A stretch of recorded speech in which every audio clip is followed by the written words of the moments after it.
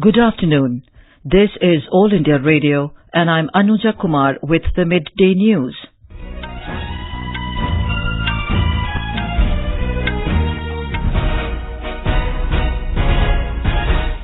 The headlines. 6 states including Uttar Pradesh, West Bengal and Madhya Pradesh get new governors. National Investigation Agency conducting searches at various locations in Tamil Nadu in connection with Ansarullah terror module case. Defence Minister Rajnath Singh pays tribute to martyred soldiers at Kargil War Memorial in Drass, Jammu and Kashmir. White House says US will ensure that steps taken by Pakistan against terrorist outfits are irreversible and sustainable and not just window dressing. And in badminton, Sindhu to clash with Chen Y of China in the semi-final of Indonesia Open at Jakarta today. The President has appointed governors for 6 states. Madhya Pradesh Governor Anandiben Patel will now be the new governor of Uttar Pradesh, while Lalji Tandon, who is the governor of Bihar, has been shifted to Madhya Pradesh. Phagu Chauhan will be the governor of Bihar, replacing Lalji Tandon. Jagdeep Dhankar has been appointed as the new governor of West Bengal, while Ramesh Bais is the Tripura governor. A Rashtrapati Bhavan communique said R.N. Ravi will be the new governor of Nagaland. The appointments will take effect from the dates they assume charge of their respective offices. The National Investigation Agency, NIA, is conducting searches at various locations in Tamil Nadu as part of its probe into the Ansarullah terror module case. Political sources said today the raids are being carried out in Chennai, Madurai, Tirunelveli and Ramanathapuram district. The searches come a day after a special NIA court had granted the probe agency 8-day custody of 16 people arrested for allegedly attempting to set up the terror outfit Ansarullah, while 14 accused were arrested after they were deported to India last week by Saudi Arabia for allegedly attempting to set up terror outfit Ansarullah in Tamil Nadu. 2 had been picked up from the state last Saturday.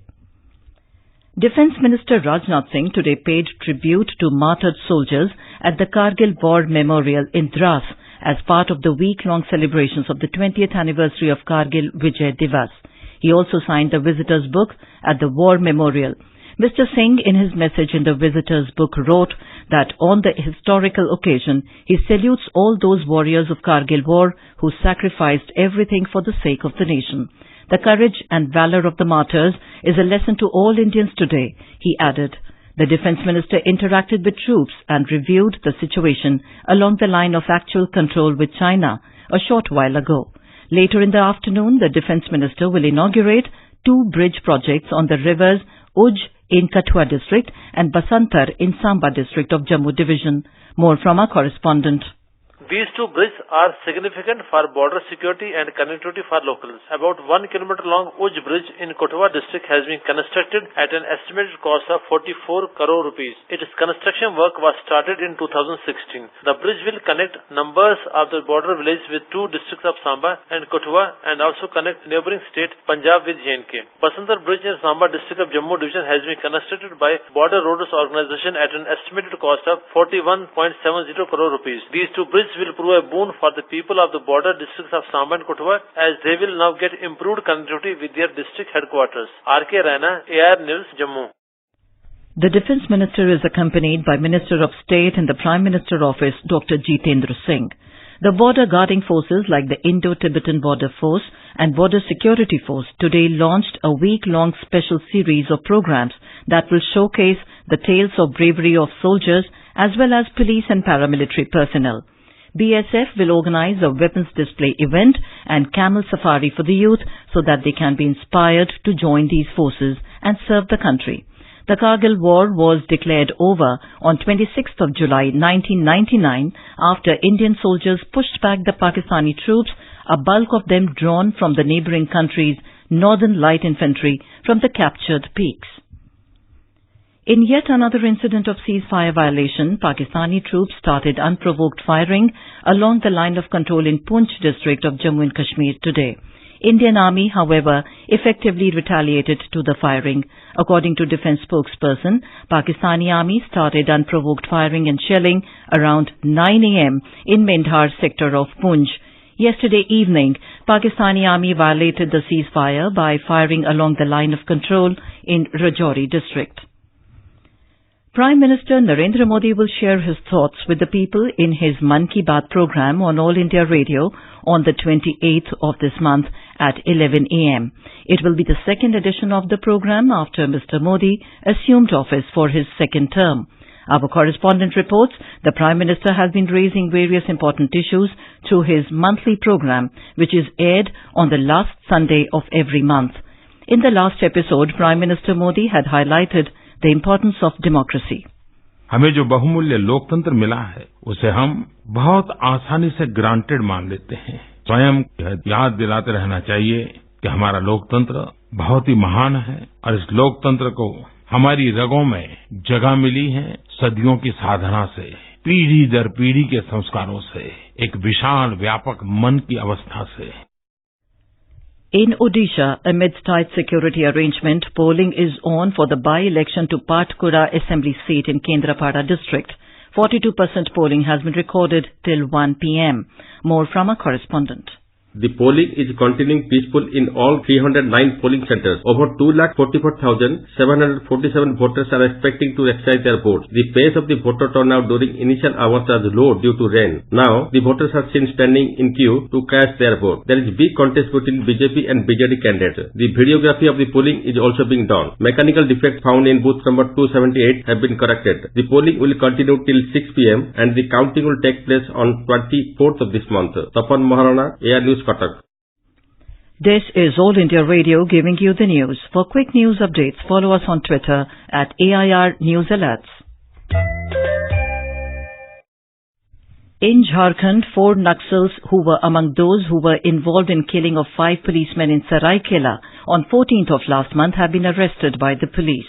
Briefing the media about it, DIG of Kolhan Range, Kuldeep Dwivedi, said that the arrested Naxals have confessed their involvement in the daylight killing of the policemen in weekly Kukuru Bazar under Tiruldi police station of Saraikela Kharsawa district. Union Science and Technology and Health and Family Welfare Minister today said the scientific social responsibility is the need of hour to realize the new India vision of Prime Minister Narendra Modi. Addressing scientists and officials of CSIR laboratories in Hyderabad, he asked them to work in a proactive and out-of-box way to reduce suffering of people. He earlier inaugurated the Next Generation Sequencing Laboratory at the CCMB. He also inaugurated an agro-mission project to produce drugs for rare diseases. Reserve Bank Governor Shaktikant Das has reiterated his concerns over the less than desired level of policy rate transmission by lenders. He met the heads of public sector banks in Mumbai yesterday. The central bank said in a statement that the governor spoke about the impact of the post-budget initiatives to address the credit crisis being faced by NBFCs and the role that banks can play in mitigating the same. He also acknowledged discernible improvements in the banking sector and pointed out that there are still several challenges to be addressed, particularly in regard to stressed asset resolution and credit flows to the needy sectors. Punjab Chief Minister Captain Amrinder Singh has accepted Navjot Singh Sidhu's resignation and sent it to the Governor of Punjab VP Singh Badnor for approval. An official spokesperson said Captain Amrinder, who had been unwell for the last 2 days since his arrival from Delhi, saw the resignation letter this morning. Former Cabinet Minister Navjot Singh Sidhu, who had not taken over the charge of the new department since the portfolios were shuffled on 6th of June, had resigned from the State Cabinet on the 10th of June, but sent his resignation to Rahul Gandhi. Later, he made public his resignation through social media after around 35 days and disclosed that he had sent his resignation to the Chief Minister also.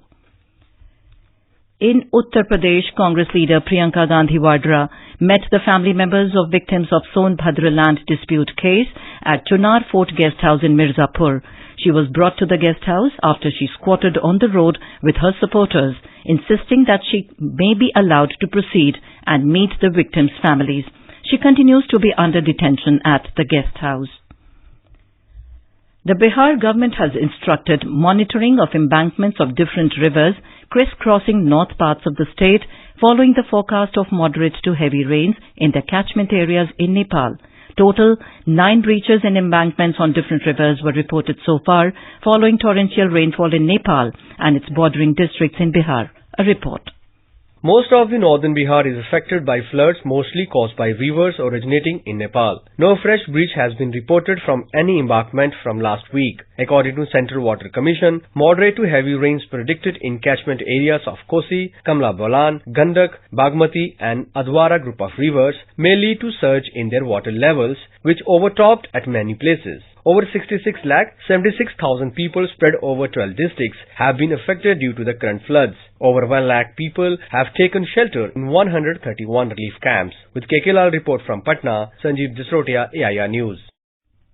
In Andhra Pradesh, Ministry of Youth Affairs and Sports, in collaboration with the UN volunteers under UNDP, aiding through Nehru Yuva Kendra Sangathan, has 2 initiatives that are planned for the future. More from our correspondent. In Andhra Pradesh, school dropout percentage of students is about 58.9%.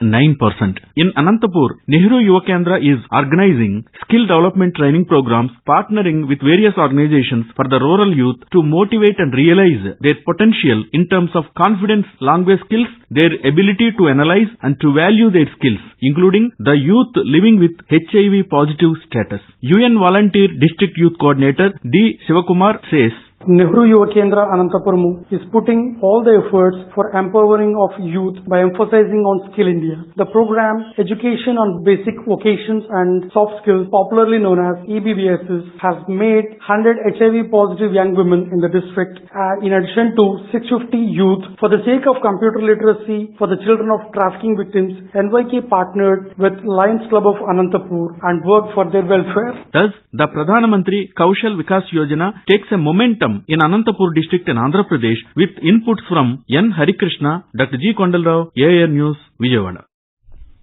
The landmark Motihari Amlekhganj Petroleum Products Pipeline between India and Nepal has been completed and ready for commercial operation. This is the first transnational petroleum pipeline from India and first South Asian oil pipeline corridor. More from our correspondent. Motihari Amlekhganj is the first transnational petroleum pipeline from India and first South Asian oil pipeline corridor. It is also the first oil pipeline in Nepal. The prestigious project is expected to be inaugurated soon by Prime Minister Narendra Modi and his Nepalese counterpart KP Sharma Oli. 69-kilometer long pipeline has been constructed by India in just 15 months, half of its 30 months deadline. Since 1974, Nepal has been importing its entire major petroleum products including petrol, diesel, ATF and LPG from India. The annual export worth of these products is over 8,500 crore rupees. The oil pipeline will ensure smooth, cost-effective and environment-friendly supply of petroleum products to Nepal. For AIR News, this is Rajkumar from Kathmandu. The White House has said that the United States will ensure that Pakistan's steps against terrorist outfits are irreversible and sustainable and not just window dressing. A statement issued to this effect said the U.S. is not taking at face value Pakistan's actions against terrorist outfits, including the arrest of Mumbai attack mastermind Hafiz Saeed. In badminton, ace Indian shuttler PV Sindhu will play her semi-final match against Chen Y of China at the Indonesia Open today. Sindhu defeated Japan's N. Okuhara in straight games 21-14, 14-7 in the quarterfinal. Chen Y defeated Zhang Bi of the US 21-14, 21-17, 16-21 in quarterfinals. And now, before we end the bulletin, the headlines once again. 6 states including Uttar Pradesh, West Bengal and Madhya Pradesh get new governors.